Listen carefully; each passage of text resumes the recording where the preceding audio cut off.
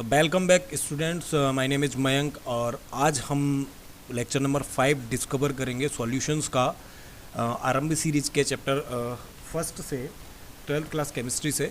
और हम एक टॉपिक को इंट्रोड्यूस करेंगे solubility, that what is solubility, और इस टॉपिक के अंदर हम पढ़ने क्या क्या वाले हैं।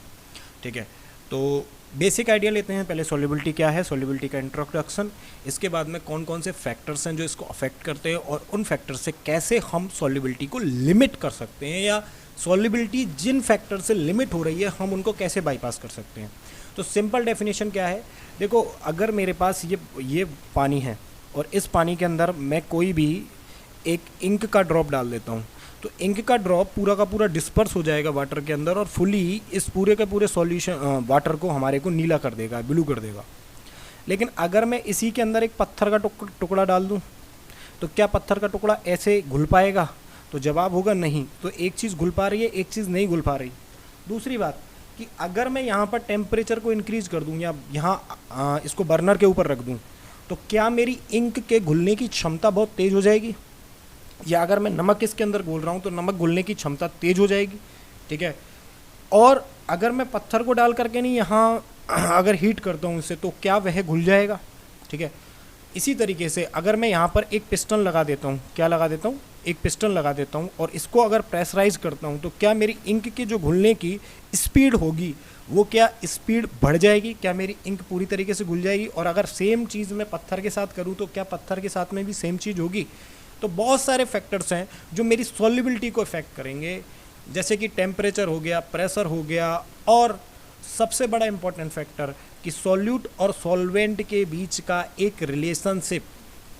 ठीक है, हम एक टर्म डिस्कवर करेंगे दैट सेम डिजॉल्व्स सेम, समान समान को घोलता है। तो सॉल्यूट और सॉल्वेंट के बीच का क्या इंटरलिंक है, क्या रिलेशनशिप है, इन तीनों को डिस्कवर करेंगे और ये कैसे हमारे सिस्टम को अफेक्ट करेंगे। फिर सॉल्युबिलिटी हमारे पास कितने टाइप की है और कौन कौन से टाइप हमारे एनसीईआरटी में है, कौन कौन से टाइप हम इस लेक्चर के अंदर पढ़ेंगे, कौन कौन से टाइप्स हम अदर लेक्चर्स में पढ़ेंगे। तो सिंपल डेफिनेशन से स्टार्ट करेंगे। What is solubility?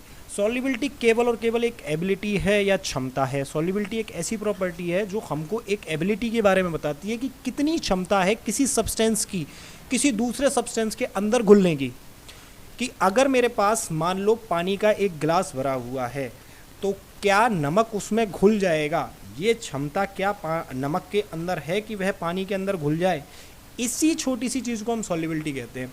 But important क्यों है? क्योंकि हमारी नेचर के अंदर या फिर हमारी केमिकल्स के वर्ल्ड के अंदर, हमारी डेली लाइफ के अंदर बहुत सारी सिचुएशंस ऐसी हैं जहाँ पर हमको सॉल्युबिलिटी के साथ डील करना पड़ेगा और exact measurement of a solubility हमको पता होना चाहिए। अदरवाइज हम कभी भी एक गुड सॉल्यूशन नहीं बना पाएंगे। और हमको पता है कि गुड सॉल्यूशन बनाना बहुत ज़रूरी है क्योंकि बहुत सारे मेडिकल पर्पजेस में सॉल्युबिलिटी को यूज किया जाएगा, ट्राई एंड टेस्ट किया जाएगा।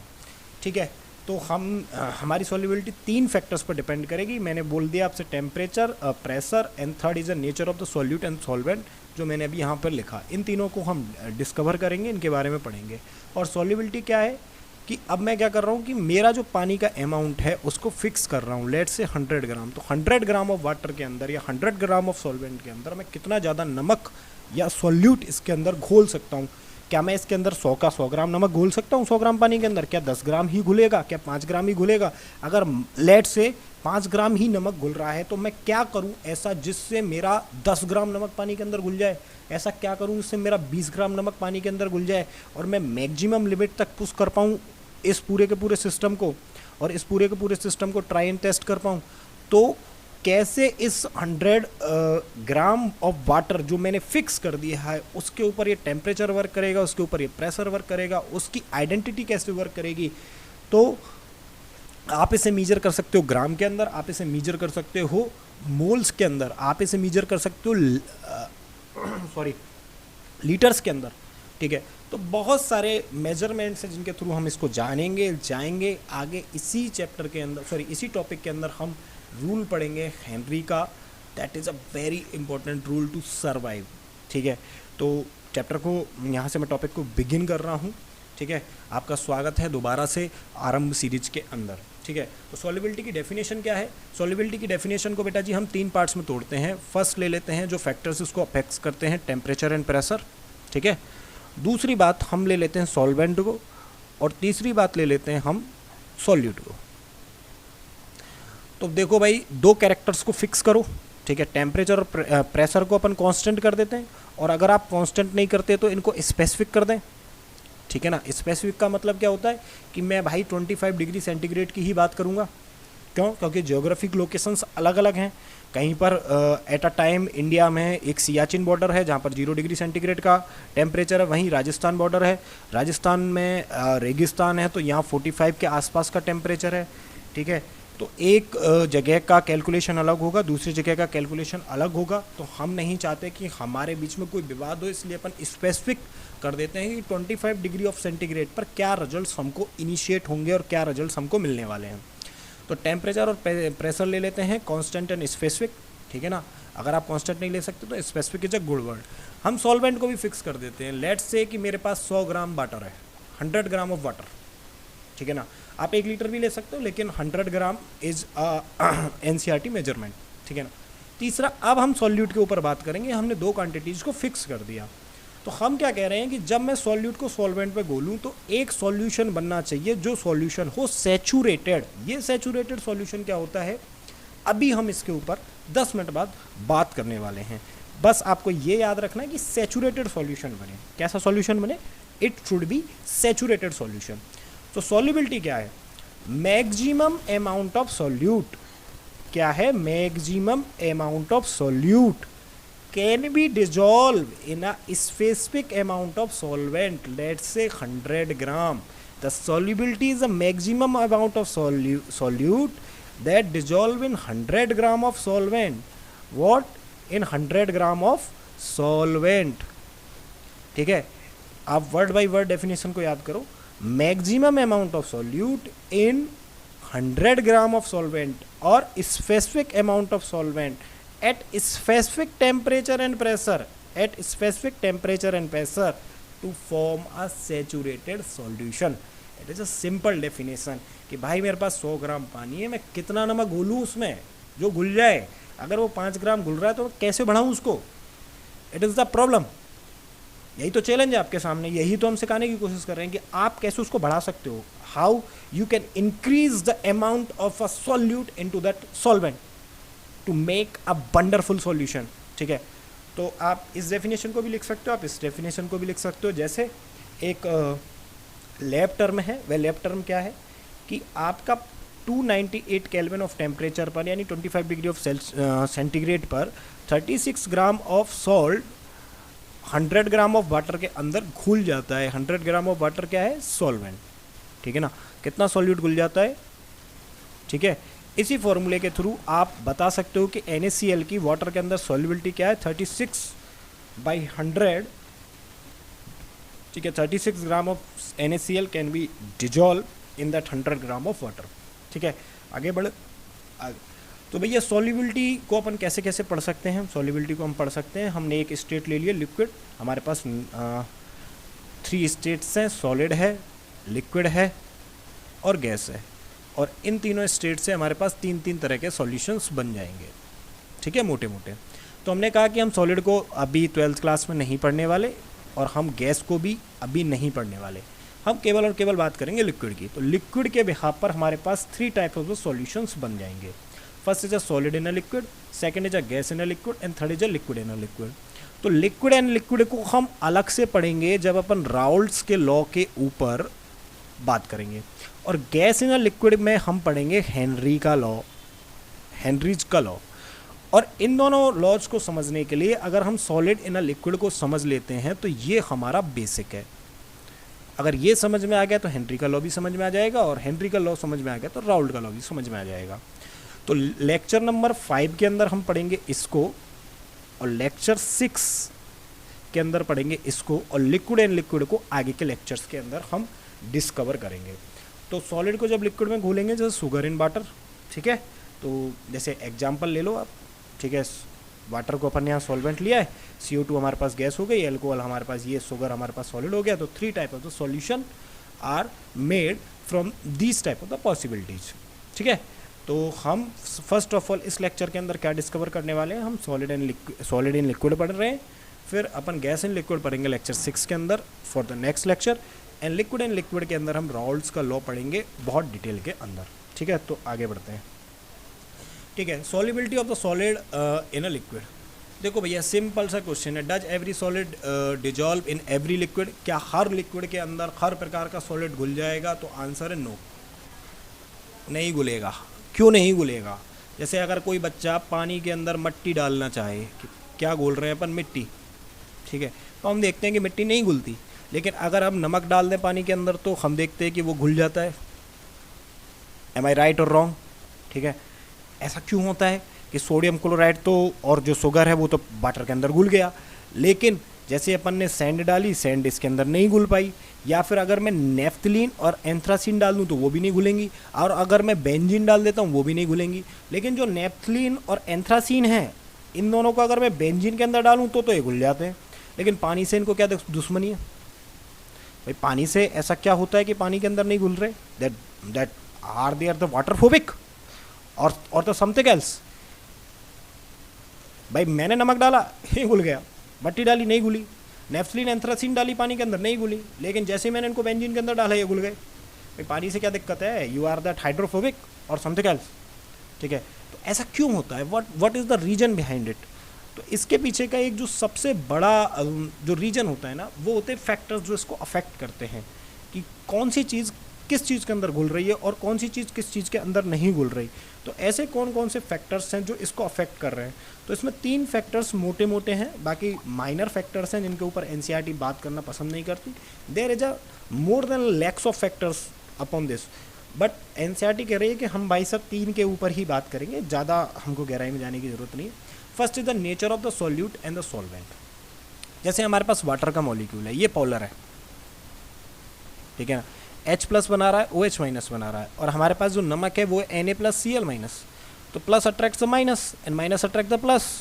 तो हम कह रहे हैं कि भाई साहब देखो दोनों के दोनों पोलर है इसलिए घुल रहे हैं, एक सॉल्वेंट है एक सॉल्यूट है। तो nature of the solvent and solute are important to dissolve in this. तो हम कह रहे हैं कि भैया ये भी पोलर है, where is my pen, 1 second, ये भी हमारे पास पोलर है और ये भी हमारे पास पोलर है, that's why they are dissolving. So the theory comes with like dissolve like, समान समान को घोलता है, समान समान को घोलता है। Let me repeat my words, that like dissolve the like, if the polar solvent and the polar solute both will dissolve, if that one is polar and second is non-polar then they are not going to dissolve. like that अगर मैं पानी के अंदर तेल डाल देता हूँ, oil, तो बेटा ये आप सब जानते हो ये पानी के ऊपर तैरता ही रहेगा, घुलेगा नहीं, because that oil is a non polar, that's why it is not going to dissolve in to this. Second things जो इफेक्ट करेगी सॉल्युबिलिटी को वो है टेम्परेचर। जैसे आप सबने ग्लूकोज तो घर में पिया ही होगा, ठीक है ना, हम क्या देखते हैं कि जैसे ही मैं पानी के अंदर ग्लूकोज डालता हूँ, क्या डालता हूँ, ग्लूकोज डालता हूँ, ठीक है, तो एंडोथर्मिक प्रोसेस है। इसमें क्या होता है कि हमारा जो ग्लास है ये ठंडा हो जाता है, इट इज़ कोल्ड। तो ये क्या कर रहा है, बेसिकली ग्लूकोज घुलने के लिए बाहर की जितनी भी एनर्जी है उस सारी एनर्जी को अपने मॉलिक्यूल्स को वाटर के अंदर फिट करने के लिए यूज कर लेता है, जिससे पूरा का पूरा डिजॉल्व हो जाए, कंप्लीट डिस्ट्रॉय हो जाए वाटर के अंदर जा कर के। अब सपोज करो, ठीक है, कि मैं पानी को भी ठंडा ले लूँ, ठीक है, और ग्लास को भी ठंडा ले लूँ। अगर मान लो कि ये भी मेरे पास ठंडा हो जाए और मेरे पास ग्लास भी ठंडा हो जाए, ठीक है, तो क्या होगा, क्या ग्लूकोज को एनर्जी मिल पाएगी जो बाहर से अभी इसने एनर्जी ली थी?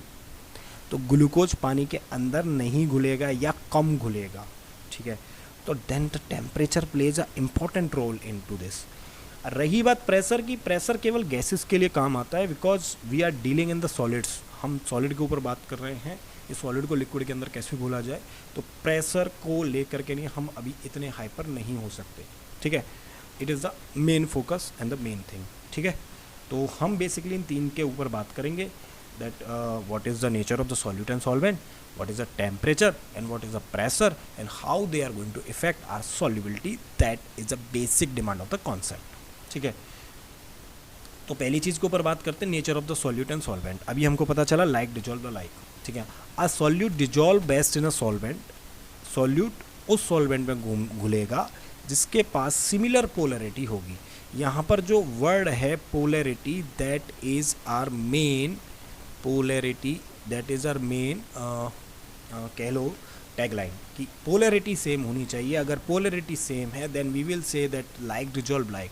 And similar type of intermolecular forces, let's say कि NaCl जो है it is ionic in nature and H2O it is also in ionic in nature.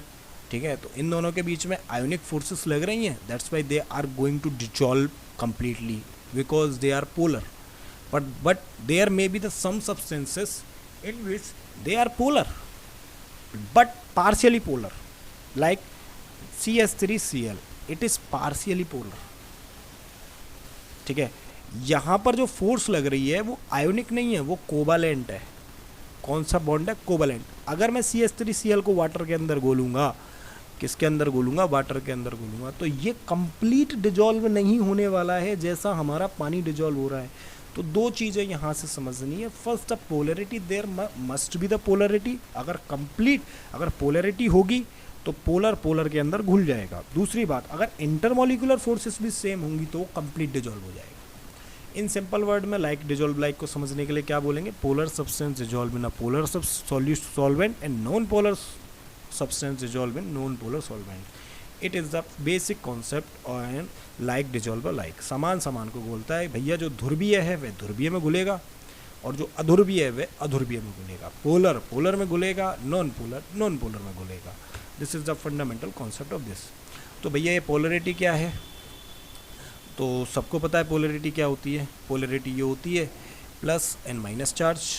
ठीक है, ये दोनों अपोजिट हैं लेकिन मैग्नीट्यूड सेम है. भाई ये भी +1 है, ये भी -1 है, तो मैग्नीट्यूड तो इन दोनों का ही एक है, लेकिन ये दोनों अपनी प्रॉपर्टीज़ में अपोजिट हैं, फंक्शंस में अपोजिट हैं, चार्ज इनके ऊपर अपोजिट है. तो polar molecules have a positive and negative charge and due to unequal sharing of electron. ऐसा होता क्यों है? अनइक्वल इलेक्ट्रॉन की शेयरिंग से होता है. जैसे यहाँ पर जो पानी के अंदर ऑक्सीजन है, इसका इलेक्ट्रोनेगेटिविटी 3.5 है और हाइड्रोजन की 2.1 है. तो हाइड्रोजन क्या करेगा? इलेक्ट्रॉन्स को अपनी तरफ खींच लेगा, जिससे पार्शियल नेगेटिव और पार्शियल पॉजिटिव चार्ज होगा.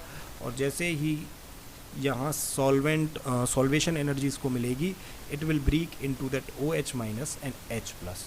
नॉन पोलर सॉल्वेंट्स क्या हैं? जिनके पास कोई भी ऐसा चार्ज नहीं होता. जैसे ये बेंजीन है, इसके अंदर जितने भी एटम्स हैं वो सारे के सारे कार्बन हैं. अब कार्बन की भी इलेक्ट्रोनेगेटिविटी 2.5, दूसरे कार्बन की भी इलेक्ट्रोनेगेटिविटी 2.5. अब ये दोनों एक दूसरे के ऊपर इक्वल फोर्स लगाएंगे और इक्वल फोर्स लगाने की वजह से इनमें कोई भी पोल प्लस या माइनस नहीं बनेगा. ठीक है, this is the basic fundamental concept of the polarity. Now move to the next slide. कि ऐसा क्यों होता है? ठीक है ना, कि जब सॉल्यूट और सॉल्वेंट की सिमिलर फोर्सेस होंगी तो वो आसानी से मिल जाएंगे. ठीक है, तो सिंपल सी बात है कि दोनों के दोनों पोलर होंगे. अगर बोथ पोलर्स, ठीक है ना, ये मिल जाएंगे. अगर एक पोलर है और एक नॉन पोलर है तो ये नहीं मिलेंगे. ये हमारे पास सॉल्यूट और ये हमारे पास सॉल्वेंट. ठीक है, अगर हमारे पास सॉल्यूट नॉन पोलर हुआ और हमारे पास सॉल्वेंट पोलर हुआ तो अब भी ये नहीं घुलेंगे. अगर ये दोनों ही नॉन पोलर हुए तो ये घुल जाएंगे. This is the basic fundamental scheme of this, कि पोलर को घोल देगा, नॉन पोलर को घोल देगा, लेकिन अगर ये दोनों सेम नहीं हुए तो ये नहीं घुलेंगे. ठीक है ना. If the forces are different, strong hydrogen water in water, weak dispersion in oil, say don't mix. ठीक है, या तो आप इसको पोलरिटी से समझ लो या फिर आप बॉन्डिंग से समझ लो. ठीक है ना. अब देखो यहाँ कुछ एग्जांपल्स हमारे पास. सॉल्ट है, सॉल्ट क्या है? NaCl, Na+ NCl-, and water क्या है? H+ and OH-, both are polar, घुल जाएंगे. बोलो. और शुगर है और वाटर है, दोनों के दोनों ही पोलर्स हैं, घुल जाएंगे. नेफ्थलीन है, बेंजीन है, बोथ के बोथ नॉन पोलर हैं, घुल जाएंगे. लेकिन ऑयल क्या है? नॉन पोलर है और वाटर क्या है? पोलर है. तो ये नहीं घुलेंगे। दोनों का सेम होना जरूरी है। It is the basic requirement of the nature of the solute and the solvent. ठीक है, तो अगर आपके पेपर में कोई भी क्वेश्चन आता है और वो पुटअप करता है तो सबसे पहले आप सॉल्युबिलिटी से चेक कीजिए क्या सॉल्यूट और सॉल्वेंट का नेचर सेम है। If the nature is not the same then they are not going to dissolve in to that each other. Okay, आगे बढ़ते हैं सॉल्युबिलिटी के अंदर ये डिसोल्यूशन क्या होता है। अब यहाँ से मैं आपको जो लीड करने वाला हूँ वो सैचुरेटेड सॉल्यूशन की तरफ लीड करने वाला हूँ। किसकी तरफ कर लीड करने वाला हूँ? सैचुरेटेड सॉल्यूशन की तरफ लीड करने वाला हूँ। क्यों? क्योंकि हमने जो डेफिनेशन पढ़ी थी उसमें वो डेफिनेशन में क्या कह रहा था? The solubility is the maximum amount of the solute that can be dissolved in a specific amount of a solvent at a given temperature and pressure to form a saturated solution। कैसा solution बनाने की यहाँ बात चल रही है? यहाँ बात चल रही है सैचुरेटेड सॉल्यूशन बनाने की।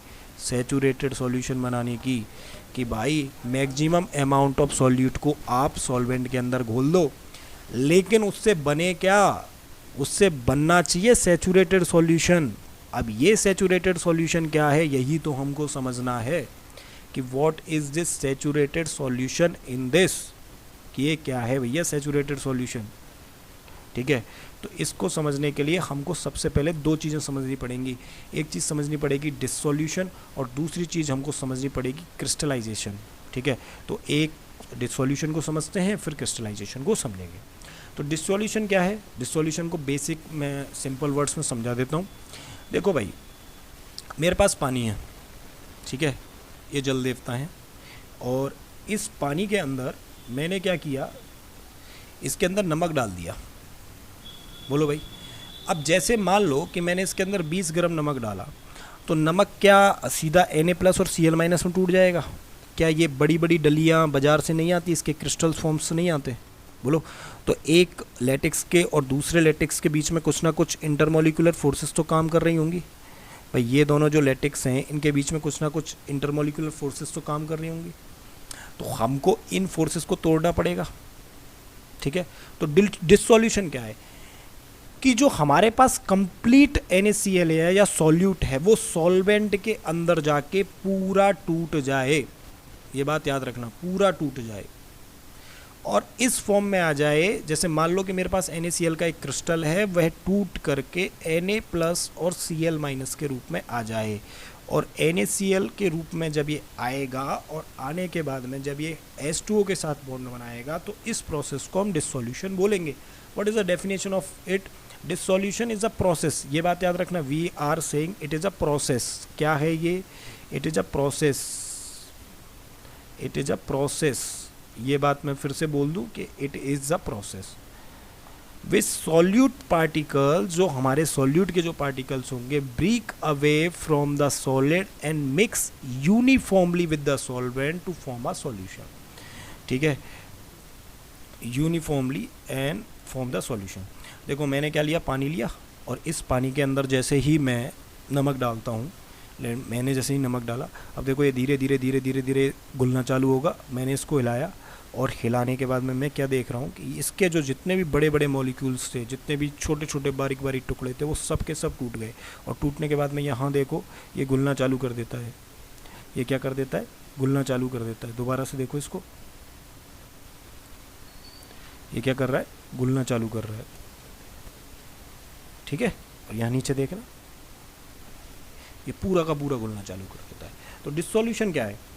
इस NaCl का टूटकर इस फॉर्म में आना और इस फॉर्म का H2O या फिर कोई भी सॉल्वेंट के साथ में बॉन्ड्स बनाना, इसी प्रोसेस को अपन डिसोल्यूशन बोलते हैं। ठीक है, when you add solid like the salt और शुगर और to liquid like the water, क्या होता है? जो सॉलिड होगा वो अपनी सरफेस को छोड़ेगा, वो पूरा का पूरा सॉल्वेंट के अंदर मिक्स होगा और होमोजेनियसली पूरा का पूरा मिक्स हो जाएगा। इसी प्रोसेस को हम डिसोल्यूशन बोलेंगे। ठीक है ना। अब दूसरी चीज़ को समझो कि डिसोल्यूशन के बाद सेकंड थिंग क्या है? क्रिस्टलाइजेशन। क्रिस्टलाइजेशन बिल्कुल उल्टा प्रोसेस है, तो पहले इसका वीडियो देखो फिर अपन देखेंगे क्रिस्टलाइजेशन में होगा क्या।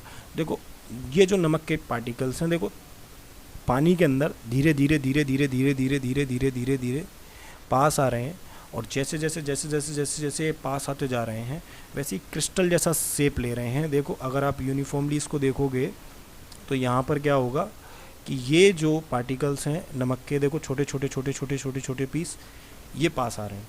तो देखो डिसोल्यूशन में क्या होता है कि एक बड़ा टुकड़ा है, ये ब्रीक होकर के नहीं छोटे छोटे छोटे छोटे छोटे छोटे छोटे छोटे टुकड़ों में टूट रहा है। और क्रिस्टलाइजेशन में क्या हो रहा है, ये जो छोटे छोटे छोटे छोटे जो टुकड़े हैं ये आपस में मिलकर के एक बड़ा टुकड़ा बना रहे हैं, ठीक है ना। बेसिकली Na+ और Cl- मिलकर के नहीं क्रिस्टल बना रहे हैं, और यहाँ से जो क्रिस्टल है वो टूट करके नहीं आयंस में टूट रहा है। This process is called dissolution, ठीक है ना, and this process is called crystallization, ठीक है ना। अब क्रिस्टलाइजेशन कैसे होगा, सिंपल सी बात है, आप एक गिलास पानी लो, ठीक है ना, और आप चीनी लो, क्या लो, चीनी, और पानी के अंदर क्या करो, आप चीनी को मिलाओ और मिलाओ अच्छे तरीके से, चीनी यहाँ घुलना चालू होगी। अब ऐसा करो कि 15 मिनट बाद वापस आओ, 15 मिनट बाद बस जब आप वापस आओगे तो आप क्या देखोगे कि जो ये वाला सरफेस है ग्लास का नीचे वाला, यहाँ पर चीनी जमा होना चालू कर देगी। तो फर्स्ट प्रोसेस में क्या हुआ, चीनी का डिसोल्यूशन हुआ, सेकंड प्रोसेस में उसका क्रिस्टलाइजेशन शुरू हो गया, और ये कंटिन्यूस प्रोसेस है, एक के बाद में दूसरी प्रोसेस चलती है। तो क्रिस्टलाइजेशन होता क्या है, क्रिस्टलाइजेशन भी प्रोसेस है, ठीक है ना, कोई रिएक्शन नहीं है। In which the solute particles come out of the solution, जो सॉल्यूट के पार्टिकल्स हैं वो सॉल्यूशन से बाहर आएंगे।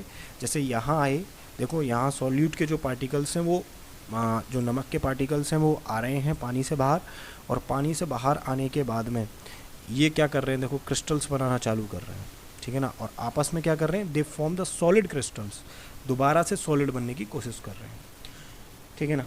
तो when a solutions become a saturated, जब एक सॉल्यूशन सैचुरेटेड हो जाएगा, some dissolve solute particles join together, ये वापस से एक दूसरे से जुड़ना चालू कर देंगे, settle back as a solid crystals, और सॉलिड क्रिस्टल्स के रूप में उभरना चालू कर देंगे। इस प्रोसेस को अपन क्रिस्टलाइजेशन कह देंगे।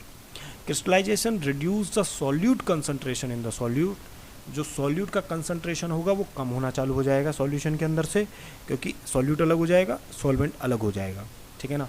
इट इज़ सुपर सेचुरेटेड और अ डायनेमिक इक्विलिब्रियम, इस कंडीशन के अंदर एक डायनेमिक इक्विलिब्रियम बनेगा, क्योंकि यहाँ क्रिस्टल से क्या हो रहा है, डिसोल्यूशन होकर के नहीं आयंस बन रहे हैं, और आयंस से वापस से क्या बन रहा है हमारा क्रिस्टल बन रहा है, ठीक है। एक प्रोसेस है डिसोल्यूशन की, दूसरा प्रोसेस है क्रिस्टलाइजेशन की, ठीक है ना।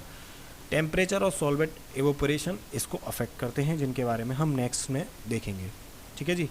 आगे बढ़ते हैं, ठीक है। तो इससे होगा क्या, एक डायनेमिक इक्विलिब्रियम बनेगा, जिसमें जो सॉल्यूट और जो सॉल्वेंट है, सॉल्यूट क्या हो रहा है, मिक्स हो रहा है, और मिक्स होकर के नहीं क्या बना रहा है, सॉल्वेंट बना रहा है, यानी कि क्रिस्टल टूट करके नहीं सॉल्यूट पूरा का पूरा सॉल्वेंट के अंदर घुलेगा, यानी कि जो NaCl का पूरा एक क्रिस्टल था वो टूट करके नहीं Na+ और Cl- बनेगा, जो कि हमारे वाटर के अंदर डिजॉल्व हो जाएगा।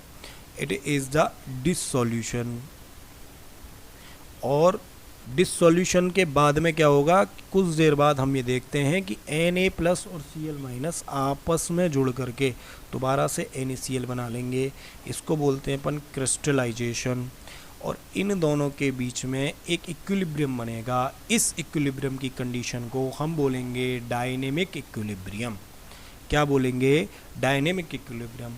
और डायनेमिक इक्विलिब्रियम पर जो हमारा सॉल्यूशन होता है वह हमारा सैचुरेटेड सॉल्यूशन होता है। अगर किसी भी सॉल्यूशन के अंदर डायनेमिक इक्विलिब्रियम बन जाता है तो हम उस सॉल्यूशन को सैचुरेटेड सॉल्यूशन कहते हैं, जो हमारी डेफिनेशन हमसे कह रही थी कि सॉल्यूशन हमारा कैसा होना चाहिए। वो कह रही थी कि हमसे कि भैया देखो हमारा जो सॉल्यूशन होना चाहिए वह सैचुरेटेड सॉल्यूशन होना चाहिए। The solubility is the maximum amount of a solute that can be dissolved in a specific amount of a solvent at a given temperature and pressure to form a saturated। और saturated solution कब बनेगा, saturated solution बेटा जी तब बनेगा जब यहाँ पर dissolution और crystallization इन दोनों के बीच में एक डायनेमिक इक्विलिब्रियम बनेगा। और जब ये डायनेमिक इक्विलिब्रियम इनके बीच में बन जाएगा तब ये सैचुरेटेड सॉल्यूशन बनेगा। तो आगे बढ़ते हैं। तो अगर rate of dissolution and rate of crystallization same हो तो हमको डायनेमिक सॉल्यूशन मिलेगा, और इस डायनेमिक सॉल्यूशन को हम बोलेंगे that the solution at present at this time is a saturated solution. Concentration of solute remain constant at the temperature and pressure. Temperature and pressure फिर से एक अपना रोल प्ले करेगा. The system is said to be in the state of dynamic equilibrium. हम कहेंगे saturated solution के time पर जो हमारा solution है वो डायनेमिक इक्विलिब्रियम में होता है, और यही मेन रोल है nature of solute and solvent का. तो फर्स्ट कंडीशन ये है कि वो दोनों के दोनों जो नेचर है सॉल्यूट और सॉल्वेंट का, दोनों के दोनों सेम होने चाहिए. बोथ मस्ट बी पोलर और both must be non polar, और पोलर होने के बाद में उनके बीच में एक डायनेमिक इक्विलिब्रियम फॉर्म हो जाए. This is the main require activity we demand we need into the solution. अगर ये बन जाता है then we will say that हमारा जो डायनेमिक सॉल्यूशन है इस पर एक सॉल्यूशन बना हुआ सैचुरेटेड सॉल्यूशन होगा. एंड अगर सैचुरेटेड सॉल्यूशन बनता है तो सैचुरेटेड सॉल्यूशन का मतलब ये हो गया कि मैक्सिमम अमाउंट, कितना अमाउंट, मैक्सिमम अमाउंट उस सॉल्यूशन के अंदर आपने डिजॉल्व कर दिया. अब इससे ज़्यादा आप डिजॉल्व नहीं कर सकते. तो सैचुरेटेड सॉल्यूशन क्या होता है? इस solution in which no more solute can be dissolve at a given temperature and pressure. कि दिए हुए तापमान और दाब पर आप उसके अंदर और सॉल्यूट नहीं डाल सकते. जैसे 298 केल्विन ताप पर हमने क्या देखा था कि 100 ग्राम वाटर के अंदर हम 36 ग्राम ऑफ NaCl को डिजॉल्व कर सकते हैं. लेकिन इससे ज़्यादा अगर मैंने इंक्रीज कर दिया, अगर मैंने 37 ग्राम कर दिया, तो जो हमारा डायनेमिक इक्विलिब्रियम होगा, जो हमारा डायनेमिक इक्विलिब्रियम होगा वो गड़बड़ा जाएगा. और जैसे ही ये गड़बड़ाया जाएगा तो हमारा जो सॉल्यूशन होगा वो सैचुरेटेड नहीं रहेगा. It will shift into unsaturated solution. वो अनसैचुरेटेड सॉल्यूशन में चेंज हो जाएगा. तो एक सॉल्यूशन ऐसा जिसमें आप दिए हुए तापमान और दाब पर और अधिक सॉल्यूट ऐड नहीं कर सकते, उसे अपन सैचुरेटेड कह देंगे. ऐसा सॉल्यूशन जिसमें आप बहुत सारा अब इसके बाद में भी घोलते जा रहे हो तो हम कहेंगे भैया ये अनसैचुरेटेड है. ठीक है, क्योंकि डायनेमिक इक्विलिब्रियम आपका ख़त्म हो चुका है और सॉल्यूशन सैचुरेटेड नहीं है. The solute concentration is at maximum solubility limit, कि इससे ज़्यादा आप नहीं घोल सकते. ये less than of the solubility limit होगा कि आप और घोल सकते हो. Any extra solute added will remain undissolved. इसमें आपने जो एक्स्ट्रा घोला है ये 1 ग्राम, ठीक है ना, वो अनडिजॉल्व रहेगा, यानी घुलेगा नहीं और नीचे बैठ जाएगा. At this point dynamic equilibrium exist करेगा. यहाँ पर कोई डायनेमिक इक्विलिब्रियम बनता ही नहीं है. You can add small amount of sugar. ठीक है, आप उसको पूरा चाशनी बना दो. ठीक है, तो क्या है सैचुरेटेड में, ठीक है, सॉल्यूट कितना घुल सकता है? नो मोर सॉल्यूट, कि आप इससे ज़्यादा नहीं घुल सकते. इसमें आप इससे ज़्यादा घुल सकते हो. Sugar solution with the little sugar, ठीक है, आप शुगर सॉल्यूशन बना सकते हो. Salt with the undissolved water, आप इसको बना सकते हो. इसमें डायनेमिक इक्विलिब्रियम बनेगा सैचुरेटेड में, इसमें डायनेमिक इक्विलिब्रियम नहीं बनेगा. अब आगे बात करते हैं कि टेम्परेचर कैसे इफ़ेक्ट डालता है. तो पहली चीज़ तो हमने पढ़ ली कि nature of solute and solvent कैसे इफेक्ट डालेंगे. Nature of solute and solvent. तो टेम्परेचर कैसे इफेक्ट डालता है, तो एक जनरल रूल है. जनरल रूल ये सब जगह चलता है, सब जगह इसके ऊपर ज्ञान फैला जाता है. और जितने भी टीचर्स हैं, जितने भी जो लेमैन है यानी कि आम आदमी है, वो इसी चीज़ के ऊपर तवज्जो देता है. वो क्या कहता है, आप पानी में नमक डालो, ठीक है ना, जल्दी घुल जाएगा. कब? जब आप उसको गैस पर चढ़ा दोगे. बोलो, सिंपल रूल है. बोलो भाई, आपको किसी भी चीज़ को घोलना है तो टेम्परेचर बढ़ा दो. अगर आप टेम्परेचर को बढ़ा देते हो तो वो चीज़ घुल जाएगी. अरे भाई, you are a chemistry student, you can't say like this. ठीक है ना, आप कैसे कह दोगे ये बात कि घुल जाएगी? ये कंडीशन हमेशा सच नहीं होती. बिकॉज आपने 10वीं क्लास में पढ़ा है, 10th क्लास में क्या पढ़ा था? एक्सोथर्मिक रिएक्शंस, एंडोथर्मिक रिएक्शन, ऊष्माक्षेपी ऊष्माशोषी अभिक्रियाएं. भाई आपने एंडोथर्मिक और एक्सोथर्मिक रिएक्शंस पढ़ी है ना. ऊष्माक्षेपी ऊष्माशोषी, they are the temperature driven equations or the reactions. तो जनरल रूल ये है जिस पर लेमैन वर्क करता है, लेमैन बात करता है। लेमैन कहता है कि आप टेम्परेचर बढ़ाओ किसी भी चीज़ को अगर घोलना है तो, but it is not feasibility possible in all the cases. सभी केसेस में ये नहीं होगा। क्यों नहीं होगा? क्योंकि हमको पता है कि हमारे पास एक डायनेमिक, ये जो वर्ड है ना, डायनेमिक इक्विलिब्रियम बनता है। और जब डायनेमिक इक्विलिब्रियम बनेगा ना, तभी मैक्सिमम अमाउंट ऑफ सॉल्यूट घुल पाएगा, तभी हमारा जो सॉल्यूशन है वो सैचुरेटेड हो पाएगा। इससे ज़्यादा पे आप मैक्सिमम अमाउंट ऑफ सॉल्यूट नहीं घोल सकते। तो ये ऑलवेज ट्रू क्यों नहीं है? बिकॉज ये दोनों कंडीशंस हमको चाहिए हैं जिससे हम मैक्सिमम अमाउंट ऑफ सॉल्यूट को किसी भी सॉल्वेंट के अंदर घोल सकें, जहाँ पे क्रिस्टलाइजेशन और डिसोल्यूशन दोनों की जो रेट्स हैं वो एकदम एग्जैक्ट सेम हो जाए। तो dissolution and crystallization occurs simultaneously at equilibrium. That's why it is not always true. क्यों? क्योंकि एक भाई साहब आ जानते हैं जिनका नाम है ला सतालिए, लीस चैटेलियर। इसको कई तरीके से प्रोनाउंस किया जाता है, तो there is a many ways to pronounce his name, but Le Chatelier अगर मैं बोलूँ then it is okay, whatever your teacher tells it और speaks it, I don't care about it. Okay? It is a French name I think. ठीक है, तो यहाँ पर आपका जनरल रूल फेल हो जाता है। तो ली भाई साहब का ऐसा क्या रूल है जिसकी वजह से हमारा जो जनरल रूल है वो फेल करता है? इसके ऊपर थोड़ा सा हम लाइट थ्रो करते हैं। ठीक है, तो ली सेटेलियर का प्रिंसिपल कहता है कि देखो भाई साहब, आपका जो सॉल्यूशन है वो दो चीज़ों से ड्रिवन हो रहा है। ठीक है, पहली क्या है? पहला है डिसोल्यूशन। डिसोल्यूशन को मैं हिंदी में लिख देता हूँ टूटना, और दूसरा है क्रिस्टलाइजेशन, इसको हिंदी में लिख देता हूँ मैं जुड़ना। एक में सॉल्यूट टूट रहा है, एक में जुड़ रहा है। अगर इन दोनों की रेट सेम हो जाती है तो ये इक्विलिब्रियम पर आ जाएंगे, और जैसे ये इक्विलिब्रियम पर आएंगे तो आपका एक सॉल्यूशन बन जाएगा, सैचुरेटेड सॉल्यूशन। ये कह रहा है कि अगर आप टेम्परेचर बढ़ा देते हो तो रेट ऑफ डिसोल्यूशन बढ़ जाएगी।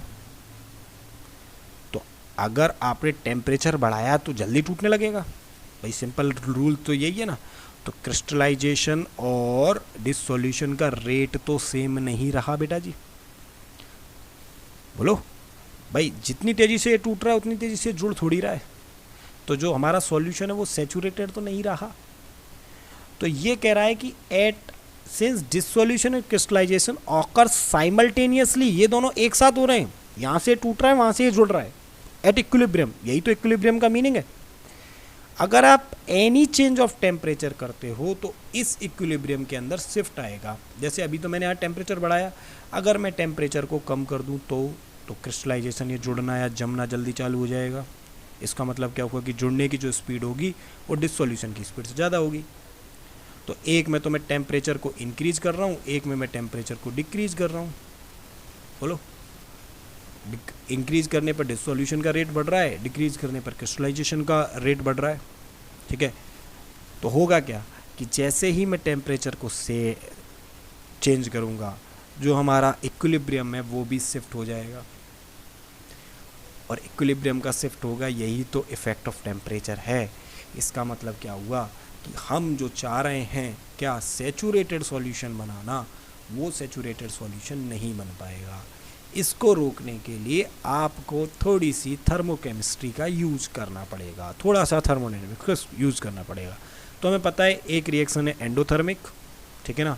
इस रिएक्शन में क्या होता है कि ये एनर्जी को चूस लेती है, और ये सारी की सारी एक्सोथर्मिक रिएक्शन क्या करती हैं, सारी की सारी एनर्जी को उगल देती हैं या थूक देती हैं। ठीक है, तो इसमें क्या होगा कि अगर कोई रिएक्शन है, प्रोसेस ऐसा है जिसमें एंडोथर्मिक रिएक्शन हो रही है, ठीक है, और एंडोथर्मिक अगर रिएक्शन हो रही है, अगर वहाँ आप टेम्परेचर को बढ़ाओगे तो ये सॉल्युबिलिटी को इंक्रीज़ कर देगा।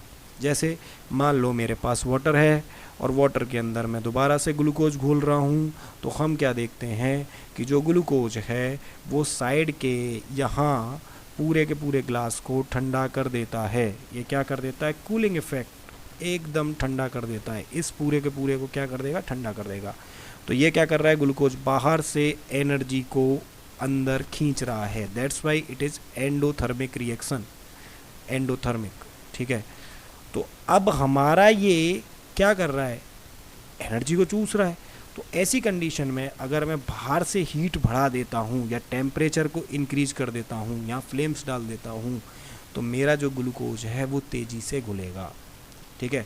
हो क्या रहा था, क्रिस्टलाइजेशन का रेट ज़्यादा था, तो क्रिस्टलाइजेशन के रेट को कम करने के लिए हमने डिसोल्यूशन के रेट को इंक्रीज कर दिया। और अगर मान लो यही कि यही एक्सोथर्मिक प्रोसेस होता, एक्सोथर्मिक प्रोसेस क्या, हम कास्टिक सोडा ले आए, बाज़ार में मिल जाता है कपड़े धोने का सोडा।